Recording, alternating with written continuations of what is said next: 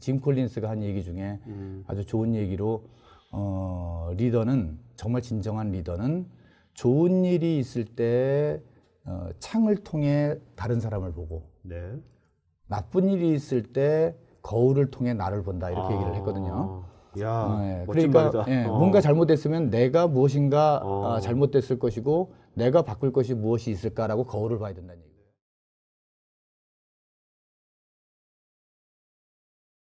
IT 식방송 토크IT의 제막은 GPD 고성입니다. 오늘은 이제 디지털 시대, 또 요즘은 또 보니까 오늘 보니까 이제 혼돈의 시대이기도 해요. 네, 이런 시대, 자 스마트한 인재 관리 어떻게 할 것인지 두 분의 전문가들 2시부터 4시까지 2개 세션을 진행하도록 하겠습니다. 그래서 첫 번째 세션은요, DY의 대표이신 김용진 대표이십니다. 안녕하세요. 네, 안녕하세요. 네네. 네. 자, 여러분들 이 책 보시겠지만 제가 이제 김 대표님은 처음 만난 게 우리가 이게 한 2년 전인가 1년 전인가 1년 반 전. 1년 전. 네, 1년 전에 이 경영 사용 설명서 굉장히 두껍죠. 네. 이거 책의 저자로서 제가 이제 시어톡에 모시고 그죠? 네. 그때는 이제 DY 대표가 아니셨죠. 네, 그렇죠. 그렇습니다. 네. 그때는 이제 착한 경영연구소 소장님이셨고요. 네, 맞습니다. 네. 그때 만나서 이렇게 얘기를 나눴고 오늘 두 번째입니다. 네. 네. 자, 근데 대표님 먼저 일단 네. DY가 네, 네. 뭐 하는 회사인지 모르는 분도 있을 것 테니까 예. 네, 회사 좀 설명 좀 해주시죠. 네, 어떤 회사인지. 네. DY는 사실 그 회사 이름을 바꾼 지가 그렇게 오래 안 돼서요. 아, 네. 이제 동양기전이라는 이름으로 더 잘 알려져 있어요. 네. 본사 소재는 인천의 남동공단에 지금 있고요. 네. 제조업종이고 전체 총 매출 규모는 한 7,500억 정도 되는 7,500억. 예, 네. 그 정도 되는 회사고요. 네. 가장 이제 큰 주력 업종은 자동차 부품입니다. 네. 지금 우리 자동차 보면은 이 윈도우 오르락내리락 할 때 거기에 이제 전동으로 되잖아요. 네, 그렇죠. 거기에 이제 모터가 들어가거든요. 네. 그리고 와이퍼도 이제 모터가 들어가고요. 그렇죠. 네. 그리고 우리 이제 엔진 식히기 위해서 앞에서 쿨링팬이 돌아가는데 이것도 모터가 들어가거든요. 소형 모터들. 예. 그리고 이제 우리 이 선루프라고 그러죠. 네네. 그것도 모터가 들어가는데 그러한 모터류를 생산을 합니다. 오, 네. 예, 그게 가장 주력이고 한 4,500억 정도 매출을 하고요. 그리고 가장 모태가 됐던 사업은 사실은 이제 유압 실린더 사업이고요. 네. 유압 실린더는 그 포크레인, 지게차 여기에 보면은 이제 실린더들이 많이 들어가죠. 네. 그 부분이 한 3천억 정도 됩니다. 그러니까 이게 이 DY가 네, 우리 네. 일반 소비자들은 네. DY 제품을 직접 우리가 보지 못하는 거네요. 그렇죠? 그렇습니다. 예. 차 안에 있으니까. 예, 네. 단지 이제 그 제한적으로 간접적으로 그 경험을 하실 수 있다고 하면은 네. 저희가 이제 그 익산에 있는 사업장에서는 한 1,000억 정도 매출을 하는 사업장에서 네. 몇 가지 그 소비자들이 직접 볼 수 있는 제품들을 만들어요. 네네. 예를 들면은 골프 카트를 만들거든요. 골프 카트가 A 프로라고 이름이 붙어 있는 거는 저희 제품이고요. 네네. 그리고 이제 세차하실 때 세차기가 어느 회사 제품인지는 대부분 다 이제 못 보시니까 아마 좀 그 우리 회사 제품을 그 직접적으로 체험하시기는 어려우실 텐데 지금 깔려 있는 세차기 중에 거의 뭐 절반 정도는 우리 회사 네. 제품이 깔려 있다 이렇게 보셔도 되고요. 어쨌든 간에 우리가 DY 제품을 생활 속에 접하고 있는 거네요. 그 접하고 있는데 이제 인지를 못 하고 있는 거죠. 자, 그러면 종업원은 몇 명이나 되신 직원은 지금 이제 전 세계적으로 다 합치면 2,200명 정도. 예. 아, 전 세계 사업장도 꽤. 예, 그렇습니다. 해외 사업장이 뭐 지금 오픈되어 있는 사업장만 그 공장이 6군데 정도 있고요. 지금도 준비하고 있는 것들도 있고 그렇습니다. 자, 뭐 약간 딴 얘기지만 네네. 오늘 이제 지금 트럼프가 될 것 같은데 경영자로서 네. 느낌이 어떠세요? 경영자로서 느낌이. 큰 회사를 지금 하는 경영자로서. 별로 안 좋죠. 네. 왜 그러냐면 이제 아주 예측이 안 됐던 거는 사실은 아닙니다. 이제 어떤 사람들은 트럼프가 반드시 될 거다라고 예측한 사람도 있긴 있었어요. 그런데 대세는 클린턴이라고 얘기를 했었는데 경영자 입장에서는 사실은 예측치 못한 커다란 변수가 돌발 변수가 나타나는 거는 대체적으로 안 좋은 거기 때문에 이제 좀 고민을 좀 많이 해봐야 될. 예. 방송 끝나고 바로 회사 바로 빨로 가셔야겠네. 예, 지금 우리나라 지금 상황도 안 좋은데 지금 전 세계적으로 다 지금 여러 가지 돌발 변수들이 있어서요. 자, 근데 원래 그 전에 이제 많은 회사에 이제 대표를 네, 하시고 네, 이제 네. 맨 처음 이제 프리첼 공동 창업도 하셨고요. 네, 네, 네. 근데 이제 그때 저랑 방송했을 때 1년 네, 전에 그때 SL 미러텍이라는 네, 네. 회사 대표를 맡으시고 네. 그다음에 착한 경영사 하셨잖아요. 네, 네, 그렇습니다. 그 당시에 저하고 토크하실 때 이런 말씀하신 거 기억이 나거든요. 아, 내가 다시는 네. 오너가 있는 회사에 네, 네. 내가 대표는 안 하겠다라고 네, 네. 그러셨단 말이에요. 1년 네, 전에. 그랬었죠. 근데 지금 네.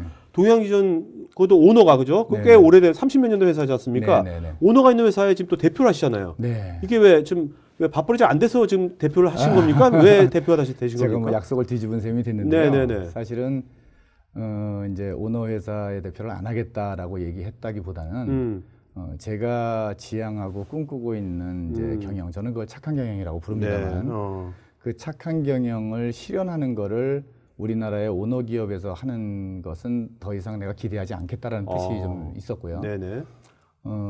올해 작년에 이제 지금 이 DY 주식회사의 회장님을 만나 뵙고 나서 자, 그 전에요. 예, 예. 왜 오너가 있는 회사에서는 네, 네. 그런 그 대표님 생각하시는 일단 예. 착한 경영에 네, 네. 뭐 정의가 뭔지 네. 착한 경영이 그냥 막 착하기만 하면 되는 건지 도대체 예, 그렇지 뭐 하는 않아요. 건지 정의부터 먼저 말씀해 주시고 예. 그다음에 왜 오너가 있는 기업에서는 그런 착한 경영이 될 수가 없는지 그거 좀 말씀해 주시죠. 예. 예. 착한 경영이라고 제가 이름을 붙인 건 이제 2007년이고요. 네. 그 당시에 뭐 그 이름을 굉장히 고민을 많이 해서 붙인 건 아니고 네. 그 당시에 착한이라는 수식어를 여기저기 붙이는 게 유행이었어요. 아. 뭐 착한 가격이다 뭐 네. 이런 식으로. 네네.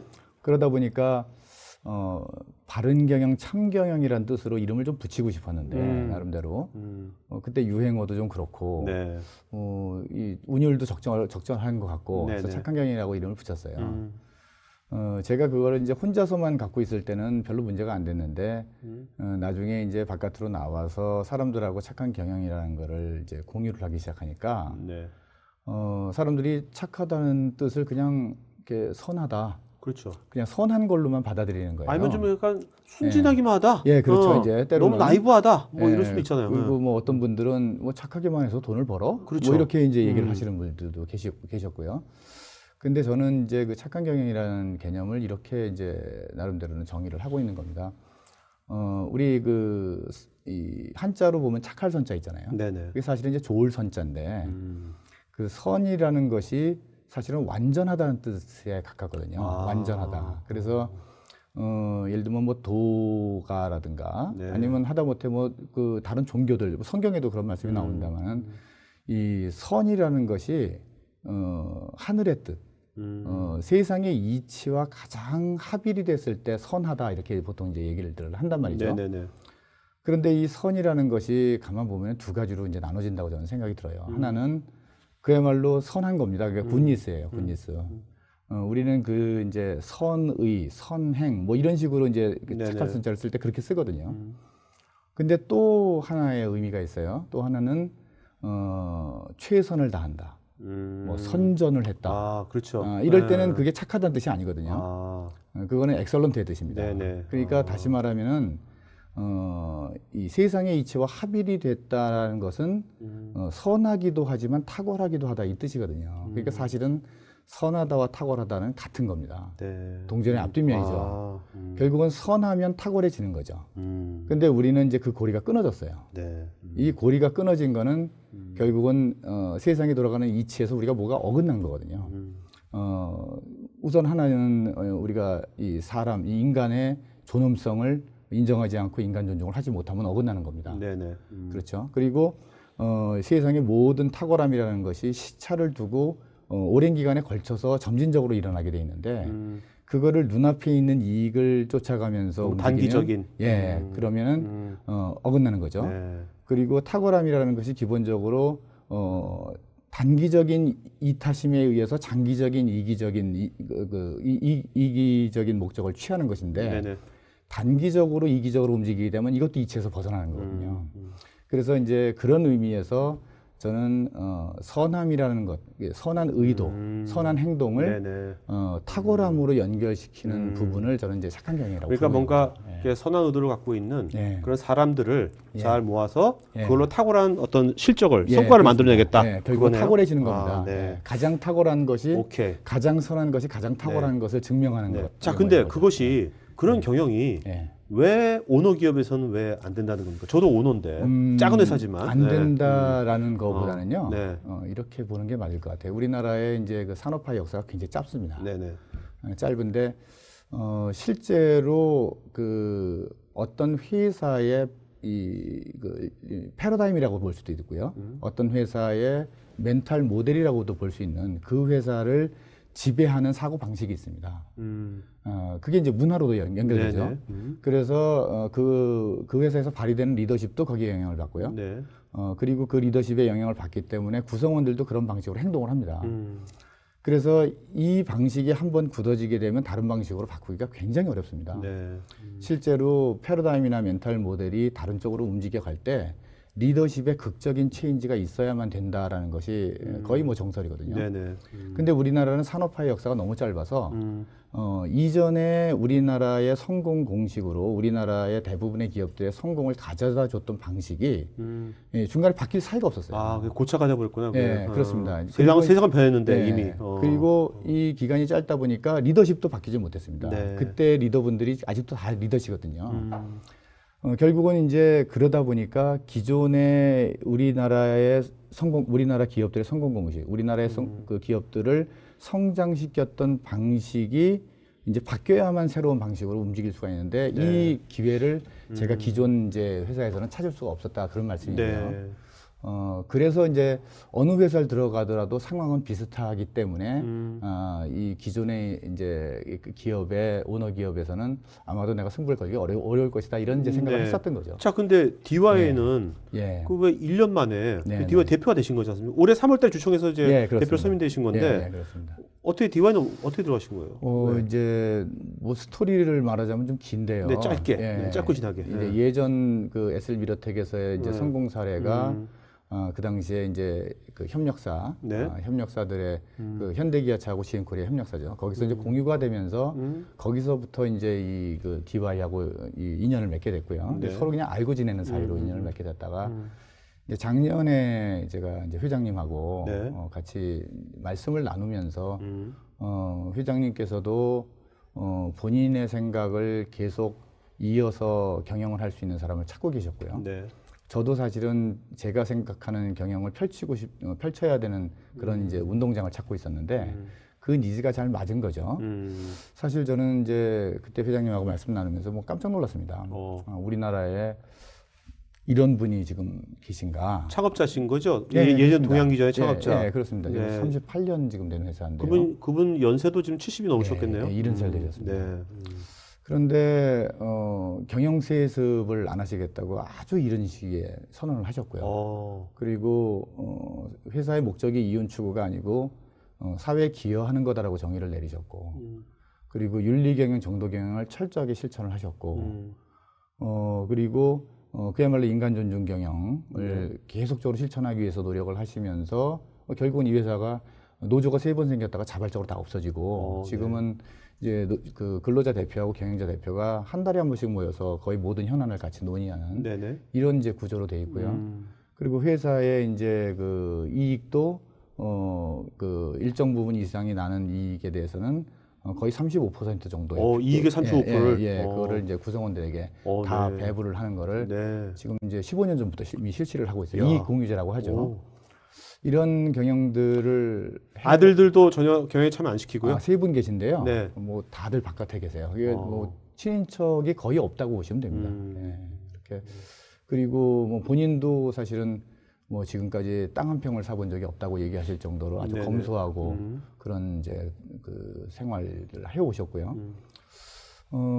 그래서 제가 마음을 바꿨어요. 네. 그러니까 어차피 제가 어떤 플레이그라운드가 필요했었는데 그 플레이그라운드를 굳이 뭐 찾으러 다니거나 만들거나 할 필요 없이 네. 여기 자체가 이미 착한 경영을 해오셨고 해오신 부분에 그동안 제가 이제 할 수 있는 부분을 추가적으로 보태게 되면 네. 그야말로 아주 좋은 모델이 나오지 않겠느냐 네. 이런 생각을 했던 거죠. 저도 그 창업자가 만든 지금 회사 네, 모습도 사실 우리나라의 그런 중견기업, 중소기업의 그런 회사 찾기 힘들잖아요. 예, 그렇습니다. 그거 굉장히 잘하신 건데 네. 거기다가 지금 대표님은 네. 어떤 것을 예. 어떤 것을 더 이제 애드하실 뭔가 예. 뭐 그거를 고도화시킨다 그럴까? 네네. 어떤 거를 더 추가시킬 생각이신데요? 이제 회장님께서 저랑 말씀을 나누시면서 이런 얘기를 하셨어요. 지금까지 이렇게 바른 경영, 착한 경영을 하기 위해서 노력을 많이 해왔는데 이 다른 사람들이 이걸 따라하지를 않는다는 거예요. 왜냐하면 회사의 규모가 뭐 이게 작은 규모는 아닙니다만 네. 세상에 임팩트를 줄 만큼 크지도 않았고 그리고 남들이 부러워하는 정도의 탁월함에 도달하지도 못했다 이런 얘기거든요. 네네. 그러니까 이 인간 존중 경영 이런 바른 경영을 제가 아까 이제 착한 경영의 개념이 그 선함과 탁월함이 연결되는 거라고 아까 말씀을 드렸는데요. 분명히 바른 경영, 착한 경영을 해오시고 인간 존중 경영을 해오셨는데 탁월함에 도달하지는 못하셨던 것 같아요. 네. 이 부분에 대해서 굉장히 안타까워하시고 저한테 이제 기대하시는 부분도 이제 그 부분이라고 저는 생각을 하고 있고요. 제가 이제 이 회사에 와서 우리 회사에서 그동안에 해왔던 인간 존중 경영을 보면은 상당한 수준입니다. 진짜 바깥에서 보면 깜짝깜짝 놀랄 정도의 수준의 인간 존중 경영을 해왔습니다. 네네. 예를 들면은 우리 회사에 지금 이제 회장님도 사원 1호라고 얘기를 하시거든요, 본인이. 그래서 사원들이 만들어가는 회사다. 사원이 주인이 되는 회사다. 그리고 우리는 공동체다 이런 얘기를 하세요. 그리고 그러니까 구성원이란 말을 아까 표현하셨죠. 예, 예. 직원이라 안 하고. 예, 구성원이라고 우리 다 구성원이라고. 얘기를 하고요.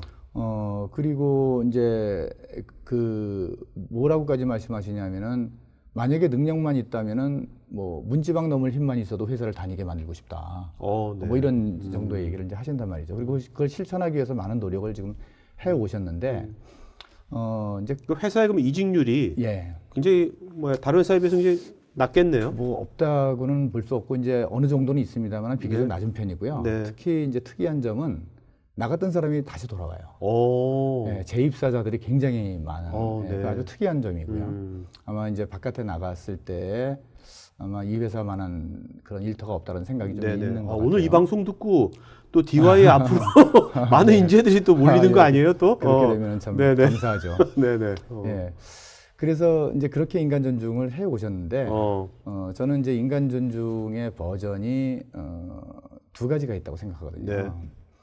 사실은 이제 첫 번째 버전이 우리가 지금까지 잘 해온 건데 이 부분도 잘하는 회사가 그렇게 흔치 않습니다. 그렇죠. 우리나라에 인간 존중을 내세우지만 실제로 그걸 제대로 실천하는 회사가 그렇게 많지는 않은데 네네.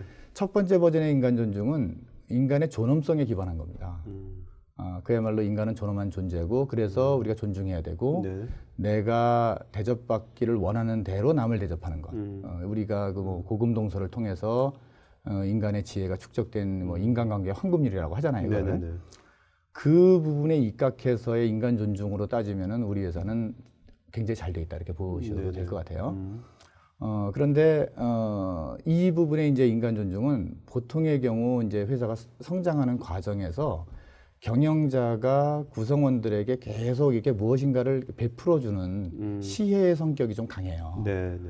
그리고 우리가 좀 잘 못 살던 시절부터 이제 출발을 하게 되면 결핍 욕구를 채워주는 쪽에 초점을 많이 맞추게 됩니다. 아무래도 그러면 이제 처우를 개선해주고 복지, 그리고 이제 뭐, 그리고 이익공유 뭐 이런 것들. 그리고 네. 이제 그 여러 가지 이 회사의 정보들을 오픈해서 좀 참여하게 만들고 이런 것들이 되는 거죠.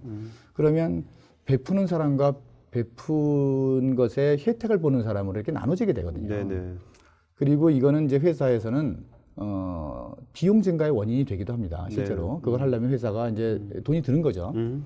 그렇기 때문에 어떻게 생각을 할 수가 있게 되냐면 내가 만약에 더 돈을 많이 번다면 더 잘해줄 수 있을 텐데 이렇게 생각을 하게 되는 거죠. 네네. 그런데 이제 저는 인간 존중 버전 1은 우리가 지금 잘해왔지만 인간 존중 버전 2가 필요하다 이렇게 생각하는 거거든요. 네. 버전 2는 바로 일터 자체에서 보람을 느끼는 인간 존중입니다. 그러니까 우리 회사는 인간 존중을 하는 회사고 좋은 회사야. 근데 일터에서 일은 별로 안 즐거워. 이렇게 된다면은 인간 존중의 버전 1은 돼 있지만 일터 자체에서 행복을 못 느낀다면 나의 인간성이 발휘가 된 건 아니거든요. 네. 그러니까 상대방이 나의 인간성을 존중해서 무엇인가 해준 건 맞는데 좋은 대접을 받지만 네. 내가 뭐 나의 정체성으로 그렇습니다. 뭔가 내가 주도적으로 네. 뭔가 하는 그렇습니다. 그런 느낌이 잘 안 든다는 네, 거죠. 그렇습니다. 그래서 뭐 영어로 말하면 프로액티브가 되는 네네. 거고요. 주도적이고 자율적이고 창의적이고 또 몰입을 하면서 일터 자체의 행복을 느끼면서 자아실현을 해나가는 개념의 인간 존중이 있죠. 네네. 뭐 메슬로가 얘기하는 이제 상당히 상위 단계, 창의적인, 성장 욕구에 해당됩니다. 네네. 그 부분이 촉발되게 되면 아까는 버전 1에서는 비용이 드는 개념이지만 그러니까 돈을 벌면 잘해준다 이런 개념이 되는 거잖아요. 네. 그런데 버전 2에서는 이 인과관계가 뒤바뀌죠. 인간 존중을 하면 할수록 더 잠재력이 발휘되고 창의력이 발휘되고 자율적으로 움직이니까 네. 인간 존중을 하면 할수록 회사가 좋아지죠. 그래서 제가 아까 이제 선함과 탁월함을 연결시키는 연결고리 네. 이 부분을 인간 존중으로 보고 있는 이유는 바로 그겁니다. 이게 진정한 의미의 우리가 버전 1과 버전 2가 같이 통합된 온전한 개념의 인간 존중을 하게 되면 네. 그러면 선함과 탁월함을 연결시키는 그 연결 통로를 막고 있던 부분들이 해소가 될 것이다. 물론 그거 하나만 갖고 되는 건 아닙니다만은 네네. 그게 이제 전제 조건이 될 것이다 이렇게 생각하는 거죠. 네. 자, 우리가 이제 오늘 이제 인재란 말이 네. 있는데 대표님은 네. 처음부터 정말 엑설런트한 네, 네. 인재를 뽑으시는 것에 주안점 두시는 건지 네. 아니면은 그냥 어떤 아주 엑설런스 있는 사람을 평범한 사람들로 뭔가 그 사람들을 잘 또 이끌어가지고 네, 네. 어떤 뭐 탁월한 사람을 만드는 거 예. 아니면 뭐 탁월한 실절되는 거 네. 어떤 쪽입니까 네, 대표님은? 뭐 후자라고 볼 수가 있는데요. 그 이유는 그렇습니다. 이제 사실 탁월한 사람을 뽑을 수 있으면 제일 좋습니다. 네. 그 많은 이제 선진 기업에서 그런 노력들을 하고요. 그런데 그게 되려면 몇 가지 전제 조건이 있죠. 일단 우리 회사의 스테이터스가 탁월한 사람을 계속 뽑을 수 있다는 게 전제 조건이 돼야 돼요. 네. 근데 우리나라 전체를 통틀어서 그럴 수 있는 회사가 몇 개가 되겠느냐. 정말 뭐 몇 개 안 되는 대기업 제외하고는 대부분 다 훌륭한 탁월한 사람을 마음대로 뽑을 수 있는 포지션에 가 있지 않아요. 사실 그것도 훌륭한이라는 것은 네. 스펙이 좋은 사람들이죠. 네, 어떻게 보면 그렇습니다. 그죠? 예, 네네. 예. 첫 번째는 그거고요. 두 번째는 지금 말씀하신 바와 같은데 과연 탁월하다 훌륭하다라는 걸 객관적으로 우리가 측정할 수 있느냐라는 겁니다. 네. 뽑을 때 그거를 알아낼 수가 있느냐. 그게 이제 두 번째고요. 네네. 학교 성적이라든가 학점이 그걸 말해주지 않기 때문에 그렇습니다. 네네. 세 번째로는 우리의 선발 능력이 그걸 구별해낼 수 있느냐 이런 얘기예요. 그렇기 때문에 이 세 가지가 다 쉽지 않은 얘기거든요. 그래서 능력의 탁월함에 초점을 맞춰서 사람을 뽑으려고 하면은 쉽지 않을 것이다. 네. 특히 우리 같은 중견기업이나 중소기업에서는 쉽지 않을 것이다. 현실적으로. 네. 네. 그리고 이제 또 한 가지 저의 믿음이 있습니다. 저는 구성원의 탁월함이 조직의 탁월함으로 연결되는 것은 아니다. 꼭 네. 그런 것은 아니다. 네네. 뭐 그럴 수도 있지만 네네. 이렇게 믿고 있고요. 그건 이미 프리첼에서 경험 한번 해보셨죠? 네. 프리첼하고 제가 턴어라운드 하는 과정에서 완전히 두 개 반대되는 개념을 네네. 경험을 했는데 프리첼에서는 정말 남들이 다 부러워하는 어마어마한 인력들을 데리고 있었어요. 네. 그러나 조직은 좋지 않은 결과를 만들어냈고요. 네. 제가 턴어라운드 하는 과정에서는 제가 이제 원칙이 있었거든요. 턴어라운드 하러 들어가면 그 회사는 다 이제 상태가 안 좋은 회사니까 그 안에 구성원들도 이제 마음이 다 상해 있고 뭐 좀 심하게 얘기하면 루저 집단처럼 보이는 그런 네. 집단들이거든요. 나갈 사람이 이미 나가버리고. 네, 이미 나가고 뭐 네. 이렇게 네. 그런 사람들. 그런데 저의 원칙은 뭐였냐면 그 사람들을 그대로 데리고 하는 거였습니다. 새로 사람 안 데리고 오고 안 내보내고 그 사람들을 그대로 데리고 턴어라운드를 시도를 했고 다 성공을 했습니다. 네. 저의 믿음은 구성원이 탁월한 거하고 조직이 탁월한 건 다르다. 조직을 탁월하게 만드는 거는 구성원들을 탁월하게 만들지 않고도 어느 정도 가능하다. 물론 이제 장기적으로 놓고 보면 구성원들도 탁월해져야 됩니다. 네네. 그러나 단기적으로는 그 구성원들이 그대로 원래 아는 지식과 경험을 그대로 갖고 있다고 하더라도 불과 3개월에서 길어봐야 6개월 이내에 조직을 이전과는 완전히 다른 모습으로 바꿔낼 수가 있거든요. 네. 탁월하게 만들 수가 있죠. 그렇기 때문에 저는 경영이라는 건 피터 거도 그런 얘기를 했습니다만은 경영이라는 것은 탁월한 사람을 통해서 탁월한 성과를 거두는 것이 아니고 네. 평범한 사람들을 통해서 탁월한 성과를 거두는 것이다. 이제 피터 더커도 그렇게 얘기했고 저도 거기에 전적으로 동의를 하고요. 네네. 어떻게 하면은 우리 평범한 사람들로 탁월함에 도달할 수 있을 것인가를 고민하는 이 영역이 경영자의 책임 영역이라고 네. 생각을 합니다. 자, 그렇다면 예. 지금 이제 DY 이제 주총 올해 3월달에 이제 취임하셔가지고 네. 지금이 이제 11월이니까 한 6, 7개월간 네네. 이제 회사 이제 현황 파악은 다 됐지 않습니까? 네네네. 됐으면 이제 지금 말씀하신 대로 네네. 이제 평범한 사람들을 네네. 이제 탁월한 성과를 내게 네네네. 지금 이제 뭔가 이제 액션을 이제 취하시려고 그렇습니다. 고민 많이 하실 텐데 네. 그 중에 몇 가지만 좀 말씀해 예, 주시죠. 네. 이미 이제 취한 것들이 꽤 있고요. 네.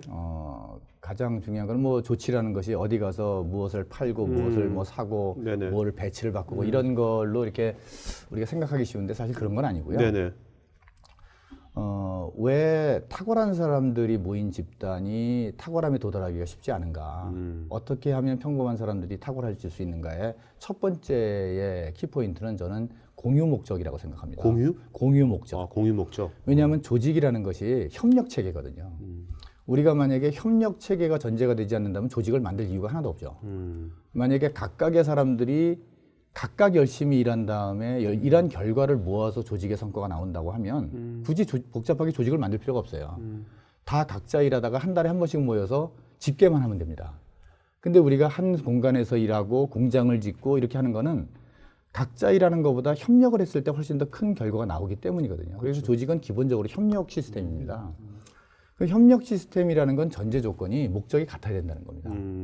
같은 방향으로 가야만 협력이 되죠. 네. 목적을 이해하지 못하거나 각각 다른 목적을 갖고 있는데 우리가 협력을 한다고 얘기하지 않거든요. 그렇네요. 그렇기 때문에 협력의 가장 첫 번째 조건은 바로 이제 공유 목적입니다. 아, 네. 그 공유 목적의 가장 중요한 부분은 바로 고객이거든요. 네. 대부분 상태가 좋지 않은 회사를 들어가게 되면 고객을 잊어버리고 있는 조직입니다. 뭐 자기들끼리 뭐 그런 네, 것들. 열심히 하는데 고객을 잊어버리고 있어요. 그리고 내부의 문제가 고객의 문제보다 우선돼요. 아, 그렇죠. 예. 그리고 고객 중시 이런 것들은 액자에 다 걸려 있어요. 근데 실제로 회의 중에는 고객 얘기가 한마디도 안 나와요.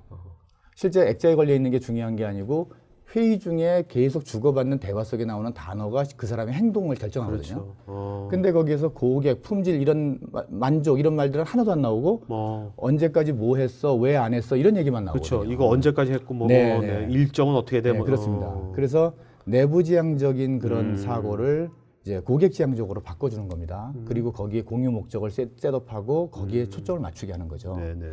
이게 이제 첫 번째예요. 이게 되면은 조직의 분위기가 좀 달라져요. 그렇겠네요.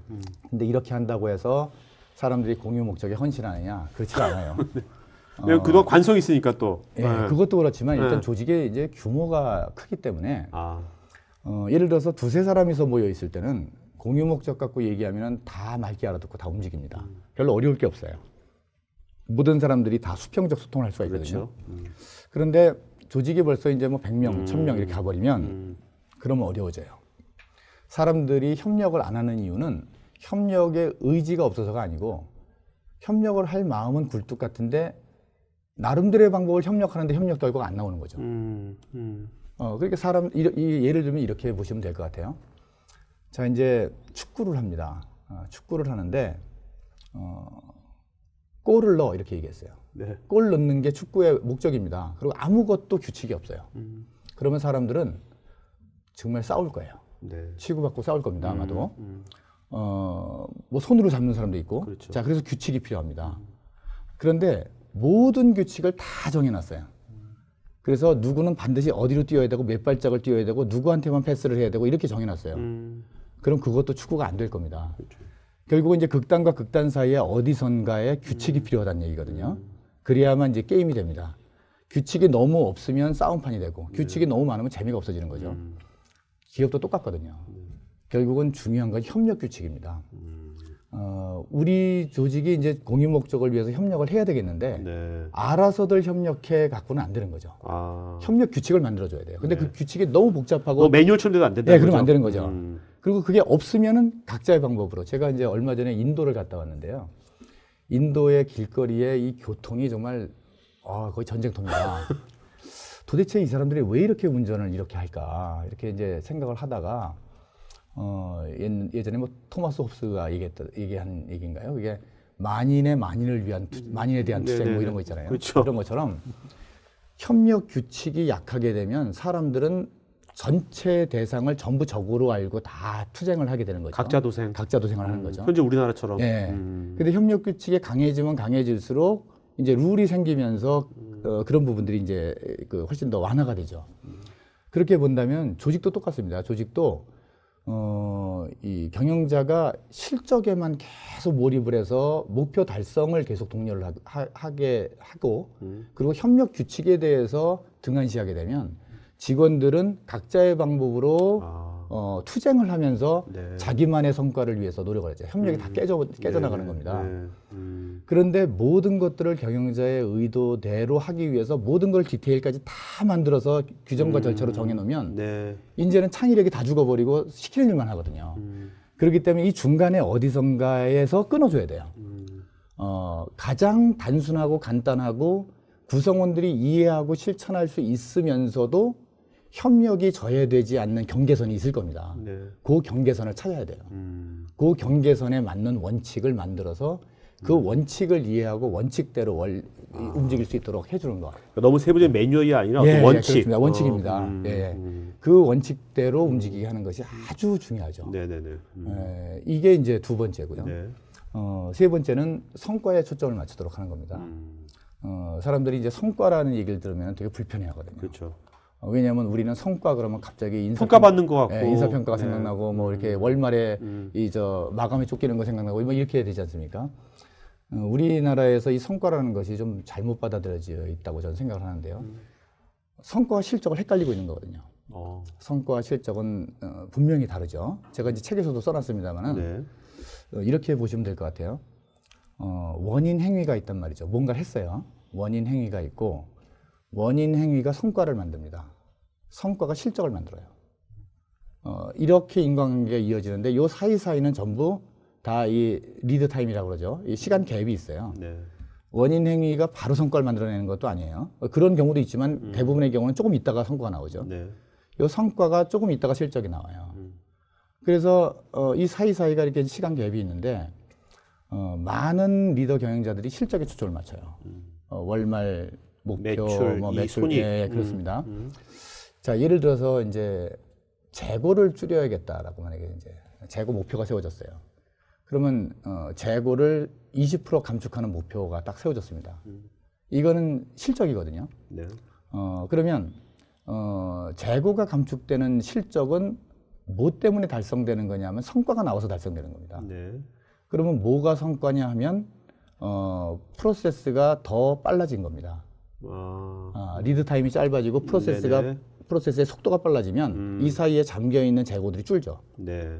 결국은 내가 어떤 원인 행위를 했더니 우리 프로세스의 흐름이 빨라지고 고객 만족도가 높아진 거죠. 리드 타임이 빨라졌으니까 그 결과로서 재고가 줄은 거죠.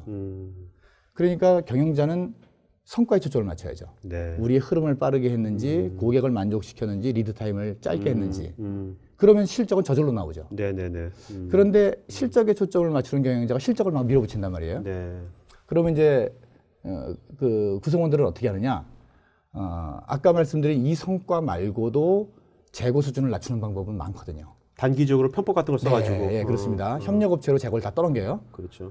그리고 월말에만 재고 집계를 하니까 월 중에는 재고를 많이 가져가다가 월말에만 살짝 줄여요. 굉장히 많은 방법들이 있죠. 네. 그러면 실적은 좋아진 것 같은데 성과는 하나도 난 게 없죠. 자, 이제 경영자는 월말이 되고 연말이 됩니다. 그러면 다 물어봐요. 전부 목표 달성을 다 한 겁니다. 네. 회사는 하나도 안 좋아져요. 이런 일들이 모든 회사에서 일어나거든요. 그렇죠. 자, 성과를 달성했다고 하면 회사는 무조건 좋아지게 돼 있어요. 그런데 실적이 나는 거는 시간차가 있어요. 네. 내가 옳은 행위를 했을 때 어떤 건 2년 후에 실적이 나기도 하고 1년 후에 나기도 하고 어떤 거는 일주일 후에 나기도 해요. 그렇기 때문에 아까 말씀드린 대로 공유 목적을 셋업하고요. 협력 규칙을 네. 만들고 협력 규칙은 적절한 점을 찾아야 되죠. 네. 그리고 성과에 초점을 맞추는 겁니다. 진정한 성과. 네. 어떤 본질이네요. 어떻게 보면 그죠? 네. 그래서 구성원들에게 이거를 이해시키게 되면 지금까지의 지식과 경험을 똑같이 갖고 있던 친구들이 갑자기 소통을 하기 시작하고 갑자기 한 방향으로 움직이기 시작하고 갑자기 똑똑하게 일하기 시작하는 거죠. 그렇게 해서 턴어라운드 시키는 회사가 몇 개 되는 거죠. 세 개의 회사가 다 그렇게 그것도 2, 3년이 아니라 어떤 예, 1년 안에. 예, 그러니까 두 개 회사는 이제 1년 반 안에고요. 네. 마지막 회사는 조금 이제 난이도가 높아서 한 3년 정도 걸렸죠. 네. 자, 그러면 그 오늘 저희 시청자분들이 좀 많은 그 인사 쪽 네네. 파트에 있는 분들이 많이 네네. 있거든요. 자, 그러면 이제 경영자로서 지금 네. 이런 이제 변화가 있으려면 그 인사 쪽은 네. 어떤 인사 쪽이 앞으로 역할이랄까? 네. 인사 쪽이 앞으로 포지션 같은 거는 어떤 식의 것을 기대하십니까? 예, 결국은 이제 지금까지 그 우리나라의 그 HR을 지배하고 있었던 여러 가지의 패러다임이 이제 좀 많이 바뀌어야 된다고 생각이 들어요. 네네. 우리나라의 기업들이 사실 인사제도 그러면 평가제도를 가장 큰 걸로 생각을 했고요. 평가제도에 사실은 뭐 목매달렸다시피 했습니다. 아까 그 실적에 대한. 예, 그렇습니다. 뭐 KPI를 갖다가 뭐 수십 개씩 만들고 네네네. 그걸 인사평가로 다 연결시키고 인사 시즌만 되면은 평가자도 그렇고 피평가자도 그렇고 전부 기분 나쁘거든요. 네. 뭐, 그것도 1년에 한 번씩만 하고 있고. 네, 그렇습니다. 서로 고통스러운 경험을 네네. 하게 되고 네. 이렇게 되는데 사실 그게 이제 어디서부터 출발이 된 거냐 그러면 뭐 저도 정확하게는 모릅니다만은 삼성이 많은 영향을 미쳤고요.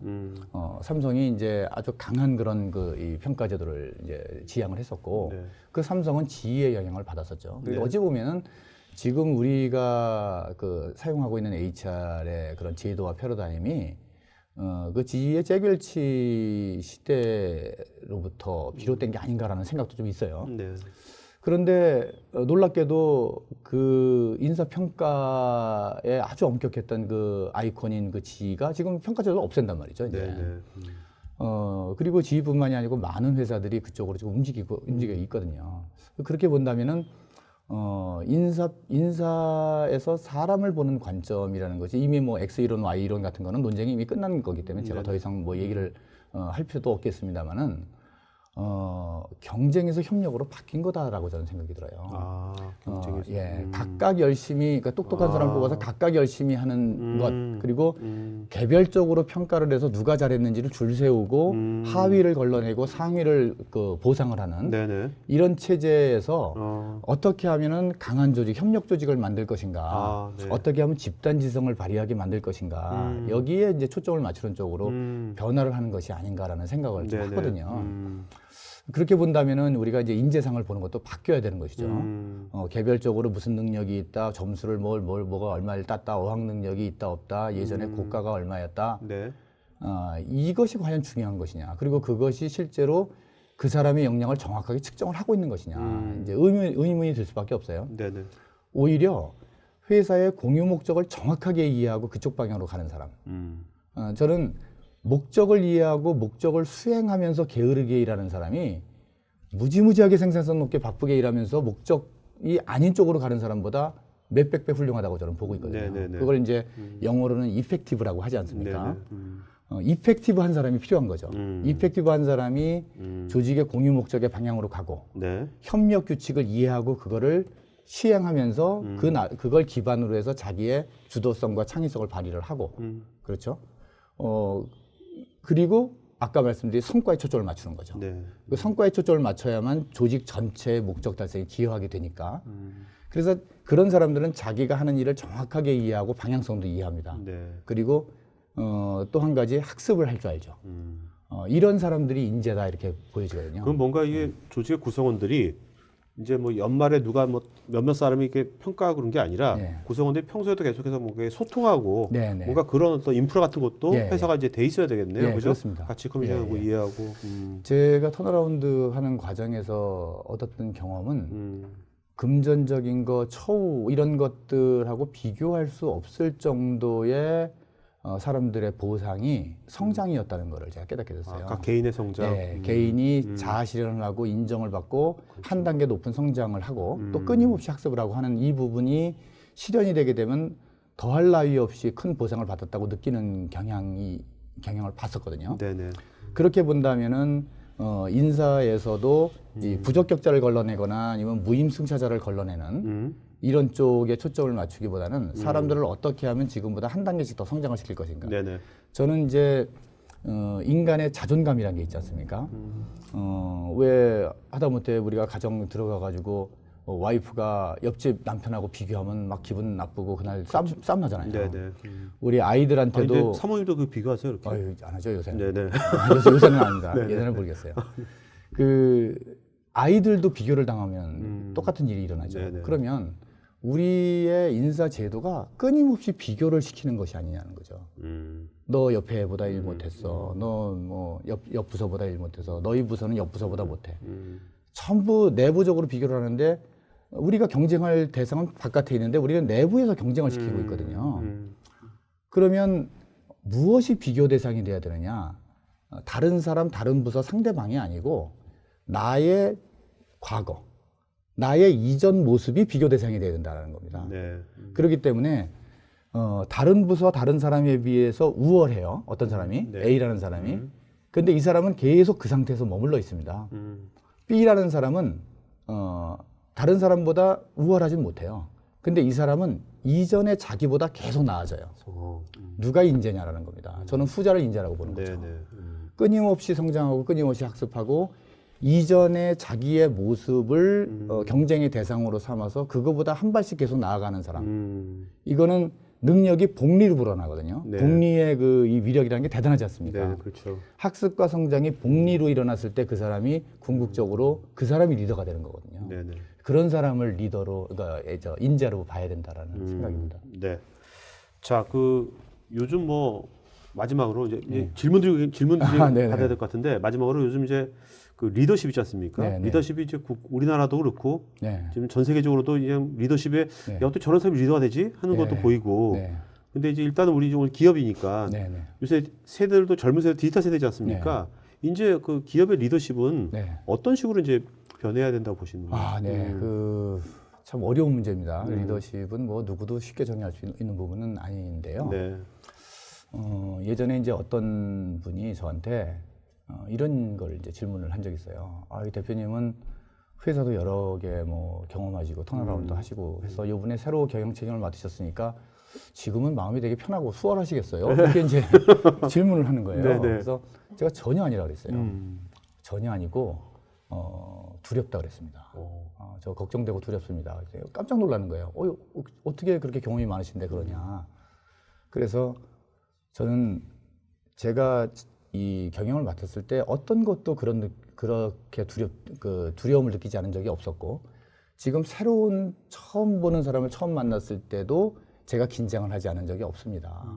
그거는 항상 그렇습니다.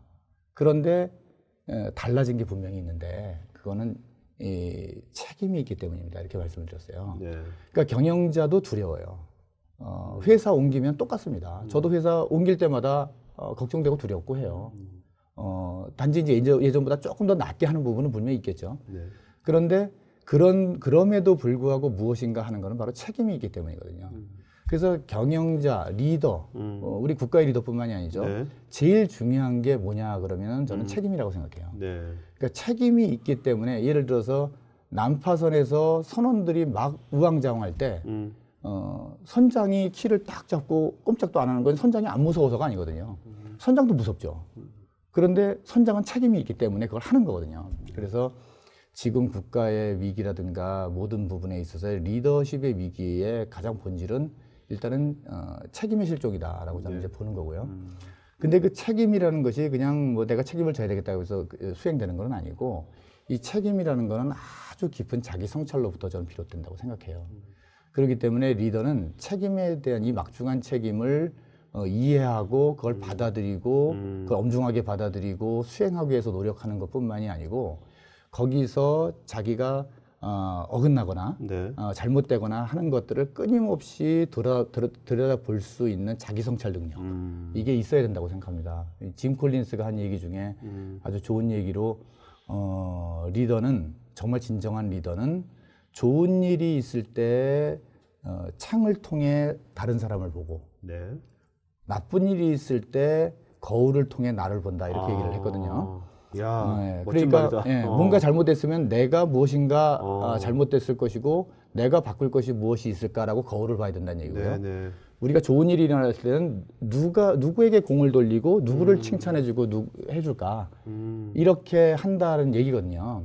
결국은 그거는 끊임없이 자기에 대해서 성찰을 하고 자기가 부족하다는 것을 인정하고 겸손하고 또 새로 배우고 네. 하는 것이 뒷받침이 돼야 된다는 생각입니다. 네, 알겠습니다. 저도 사실 오늘 이걸 토론하면서 굉장히 많이 느꼈습니다. 예, 감사합니다. 네네.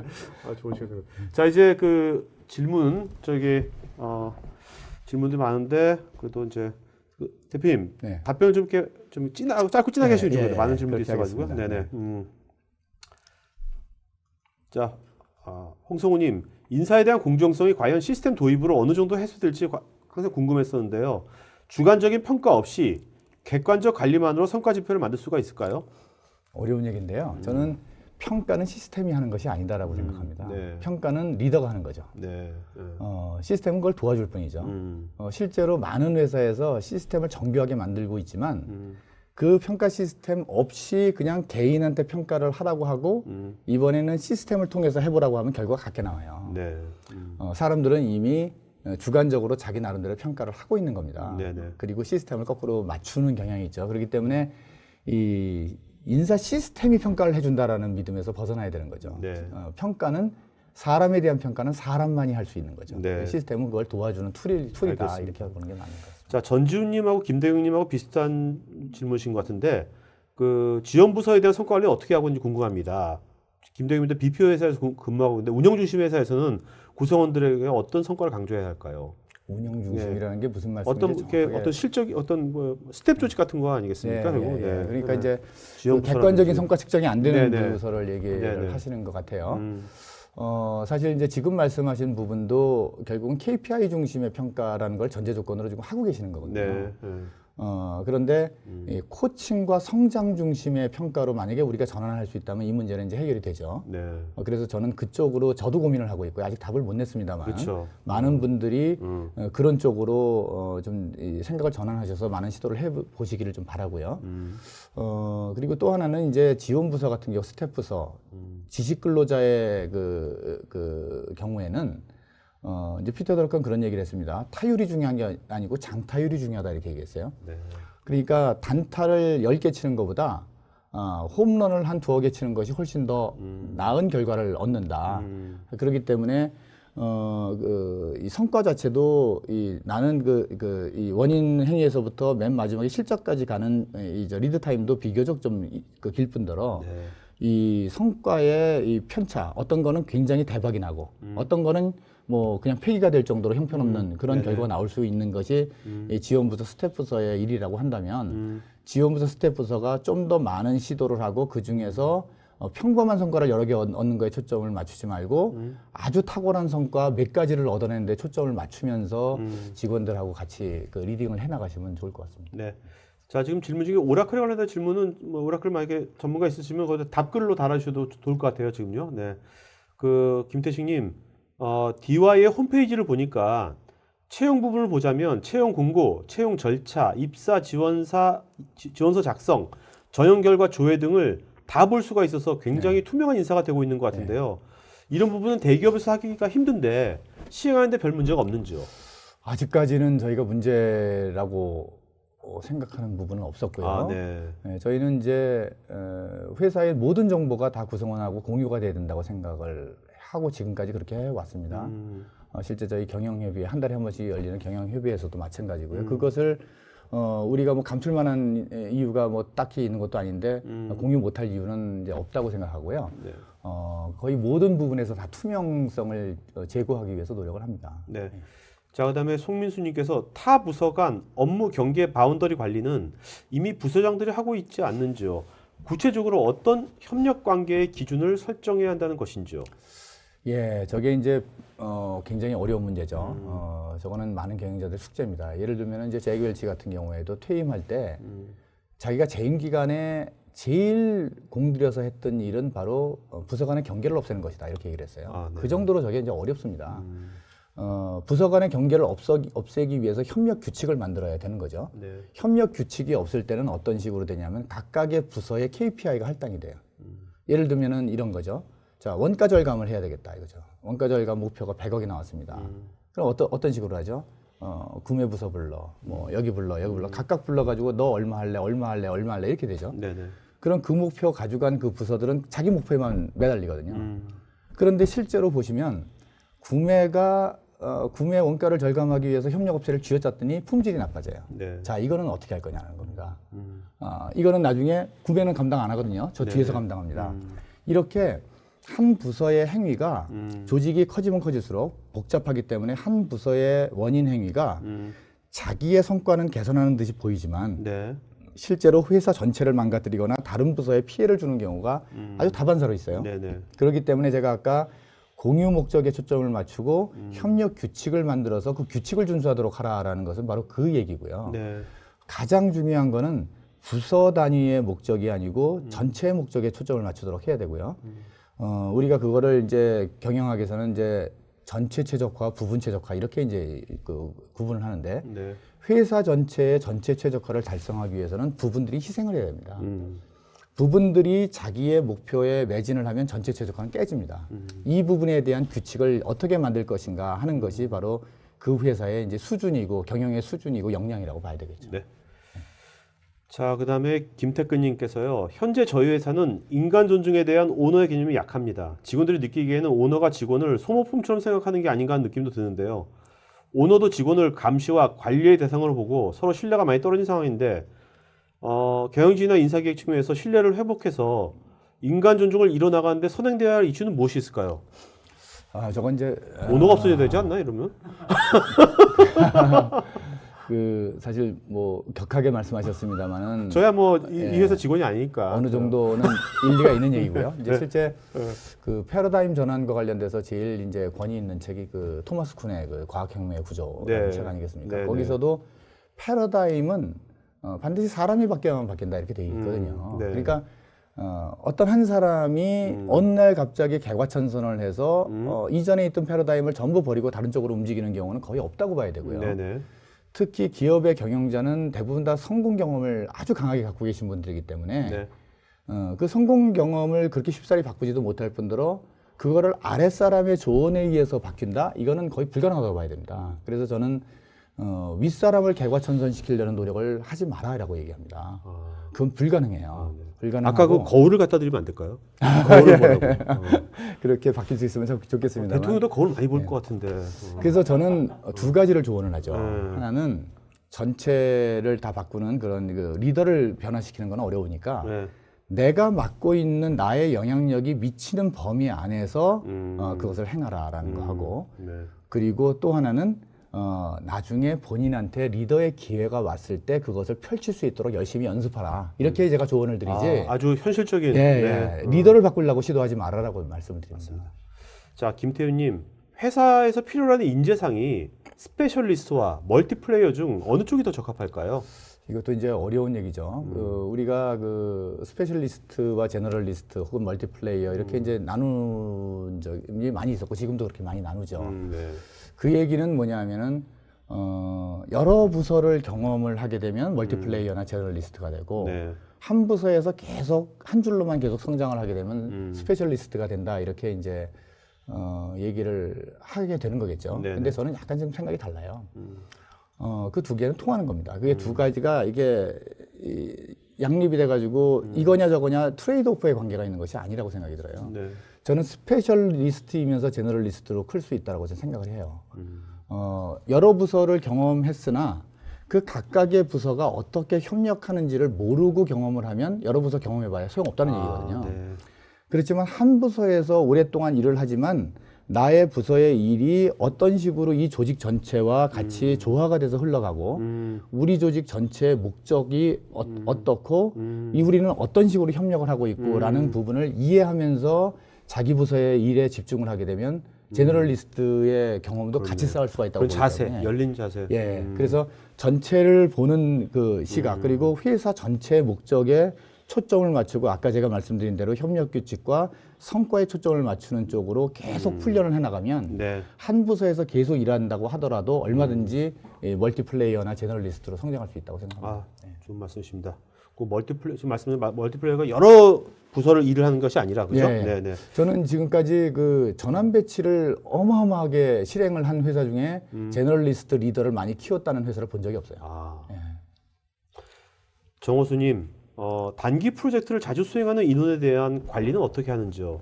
내부적으로는 특정 분야 경험이 있는 직원을 빨리 찾을 수 있는 시스템이 필요한데. 굉장히 어려운 얘기네요. 저건 사실은 제가 답변 드리기가 정말 쉽지 않은 얘기인데요. 이 부분은 제가 질문에 대한 네네. 답변을 제대로 드릴 수가 없을 것 같습니다. 알겠습니다. 예.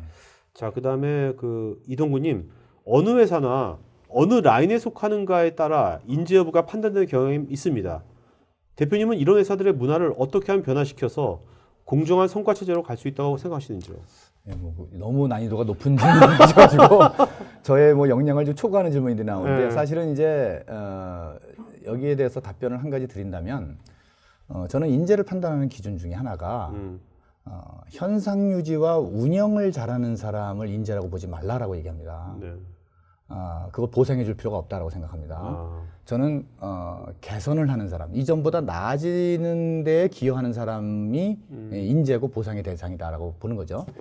조직은 현상 유지를 하면은 궁극적으로 망합니다. 네. 조직은 끊임없이 무엇인가 개선해야만 현상 유지가 되는 경향이 있어요. 그렇기 네. 때문에 이전의 경험을 계속 반복하면서 지난달 했던 일을 이번 달도 똑같이 반복하는 일들, 이거는 이미 급여로 보상이 된 거거든요. 네네. 그 사람은 인재라고 볼 수가 없어요. 그렇지만 과거에 했던 일을 뭐라도 한 가지라도 계속 개선해 나가면서 움직이는 사람들, 네네. 이런 사람들은 분명히 이제 인재라고 볼 수가 있기 때문에 저는 아까 그 질문에 대한 답변을 드리게 되면 부서 안에서만 그냥 그 운영을 하는 상태에 있을 때는 네. 누가 인재인지를 구별하기 어렵지만 크로스 펑셔널하게 부서를 넘나드는 좀 난이도가 있는 과제를 세팅하고 그 과제에 대한 오너를 맡겨서 그 과제를 수행하는 모습을 보면 그 사람이 부서 안에 숨어 있을 때는 잘 몰랐던 부분들을 알게 되거든요. 네네. 그래서 저는 사람을 판단할 때 주로 과제를 맡기면서 판단을 하는 네. 경향이 있습니다. 자, 김태근님, 집단 지성과 집단을 위한 목표 달성, 또 성과 달성을 위한 개인의 이기적 행동 발현, 이런 상황이 항상 발생하는데 집단의 목표 달성과 개인의 성과 달성을 동시에 만족시킬 수 있는 방법이 있을까요?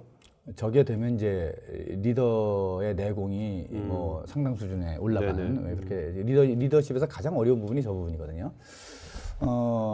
이거는 이제 저도 이 정답을 갖고 있지는 않습니다만은 대체적으로 이제 많은 분들이 이게 그 선현들 선각자들이 하시는 말씀은 집단의 목표에 개인의 목표나 비전을 맞추려고 하지 말아라고 얘기를 합니다. 개인의 목표와 비전을 수립하게 하고 조직이 어떻게 하면 그거를 끌어안을 수 있을 것인가를 고민하는 것이 경영자의 역할이다. 네네. 이제 이렇게 얘기를 하거든요. 근데 이제 개인과 그 집단 그리고 이타심과 이기심이 충돌을 하게 되는 이 이유는 대체적으로 보면 저는 실적에 초점을 맞추고요. 성과가 아니고. 네. 그리고 단기적이고 근시안적인 관점으로 이 장기적인 부분들을 외면했을 때 네. 나타나는 현상들이 있다고 보거든요. 그래서 회사 전체의 이 구조, 성과, 실적, KPI, 기타 등등을 어떻게 하면은 협력적으로 구성을 할 것인가, 어떻게 하면은 개인의 이기적인 목적과 부서의 이기적인 목적에 몰입하는 구조를 없앨까, 네. 그걸 개선할까에 초점을 많이 맞춰야 된다고 생각합니다. 네. 자, 그 다음에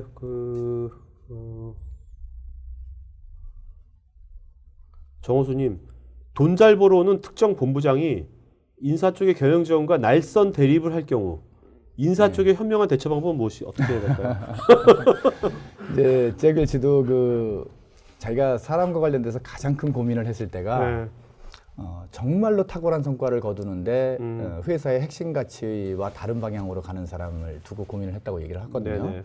그리고 이제 제글치는 예외 없이 그 사람은 결국은 우리 회사랑 일을 같이 할 수 없었다 이렇게 얘기를 합니다. 네네. 저는 이제 그 날선 대립이라는 것이 어떤 관점에서 날선 대립인지를 제가 정확하게 모르겠는데 대부분의 날선 대립은 입장과 입장의 충돌입니다. 입장과 입장을 서로 맞닥뜨려 가지고 문제가 해결되는 경우는 거의 없어요. 사람들은 입장을 서로 내세우기 때문에 싸우거든요. 근데 그 입장에는 그 밑에 숨어 있는 그런 목적이 있어요. 의도 같은 거? 예, 의도나 목적이 있어요. 네. 내가 이거를 하려니 나는 이렇게 하는 것이 최선이라고 생각해가 입장이거든요. 네네. 이것이 같을 경우가 많아요. 만약에 이게 같지 않으면 하나 더 밑으로 내려가면 그 밑에서 만나는 경우가 많습니다. 네네. 결국 맨 밑에까지 내려가면 결국 회사 잘 되자고 하는 거잖아. 이렇게 되는 거거든요. 그래서 일단 갈등이 일어났을 때 해야 될 방법은 밑으로 계속 내려가 보는 겁니다. 도대체 우리가 이 서로 입장이 다른데 이 각각의 입장이 뭐로부터 비롯됐는지를 추적해 보는 거죠. 네. 어디서 만나는지를 보는 겁니다. 이게 영원히 안 만나잖아요. 네. 그러면 둘 중에 한 사람은 그 회사 핵심 가치하고 안 맞는 사람이에요. 아, 네. 한 사람이 회사를 떠나야 되는 겁니다. 근데 그런 경우는 그렇게 흔치 않기 때문에 어디선가 만나요. 그러면 만난 데서부터 왜 우리가 여기서 갈라질 수밖에 없었는지를 규명하게 되면 비교적 이제 갈등을 해결할 수 있다고 저는 봅니다. 네.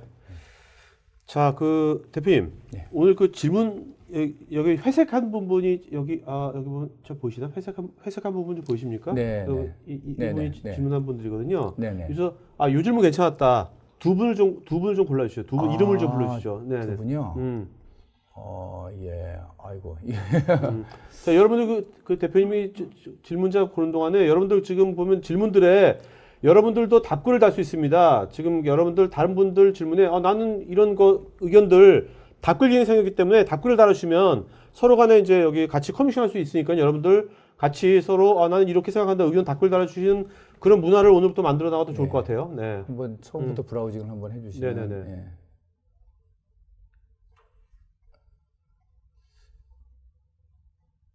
예, 요 김태윤님, 네. 예, 좋은 질문이었던 네네. 것 같고요. 아까 위쪽으로 좀 올라가 보시면요. 네. 좀 더 올라가시면요. 예, 그 밑에. 예, 송민수님. 네, 김태윤님과 송민수님 두 분한테는요 그 트래블백 요거 보내드리겠고요. 혹시 대표님 요 책 혹시 갖고 계신 거 있어요? 남는 거? 지금요. 아니요. 집에는 예, 한두 권 있습니다. 있어요? 예, 예. 그럼 사인해서 혹시 이거 네. 좀 보낼 수 있을까요? 이 두 분한테 그러면 되게 좋아하실 것 같은데. 예, 가능합니다. 네네네네. 네. 그러면 제가 특별히 오늘 지금 한 거니까 네네. 저희 회사로 보내주시면요 네네네. 사인해가지고 제가 네네. 배송할게요. 네. 예. 자 원래 없는 건데 즉석으로 송민수님하고 그다음에 김태윤님 두 분은요 저희 스태프 이메일 주소 알려주시고 스태프 이메일로 본인 이름 주소 핸드폰 이메일 보내시면 그 트래블백이랑 그다음에 그 대표님 쓰신 경영학 사용 설명서 요거 사인해서 보내드리도록 하겠습니다. 네. 자 그러면 오늘 금방 갔는데 시간이 네. 벌써 1시간 금방 갔습니다. 네, 벌써 그렇게 됐나요? 마지막으로 한 말씀 좀 말씀할까요? 네. 네. 뭐 여러 가지 질문에 답변을 하느라고 정신없이 네. 얘기를 했는데요. 벌써 이렇게 뭐 시간이 빨리 지났는지 몰랐네요. 그냥 두서없이 말씀을 드렸는데 도움이 많이 되셨는지는 모르겠습니다. 사실 오늘 말씀드린 내용이 제가 뭐 다 답을 갖고 있는 것도 아니고 이런 고민을 하고 있다 정도 차원에서 말씀을 이제 들어주셨으면 좋겠고요. 네. 사실 이제 경영자로서 이것을 어떻게 풀까, 어떻게 제도적으로 풀고 어떻게 조직 문화를 이런 방향 쪽으로 움직여 갈 수 있도록 모멘텀을 제공할까는 정말로 큰 고민이고 숙제입니다. 네. 저도 아직까지 명확한 답을 갖고 있지 못한 부분이니까요. 많은 분들이 서로 이제 도움을 주시고 아이디어를 내시면서 같이 답을 찾아갔으면 좋겠습니다. 네. 나중에 한번 여기 톡카이트 보셔가지고요. 오늘 댓글 한번 쭉 보십시오. 가시면. 그러니까 뭐 굉장히 많은 반응들이 좋거든요. 그다음에 전지훈님께서는 오늘 저보다는 사장님이 들어야 할 강의가 같아요. 여러분 이거 일주일 뒤쯤에 나오니까 오늘 요 컨퍼런스 요거를요 다시 보기를 사장님께 보여주세요. 좋은 거라고 보여주시면 그죠? 네. 좋을 것 같아요. 자 그러면 지금이 이제 3시 3분이니까요. 여러분 3시 10분 7분 뒤에 두 번째 세션 시작하도록 하겠습니다. 네, 고맙습니다. 감사합니다. 네네.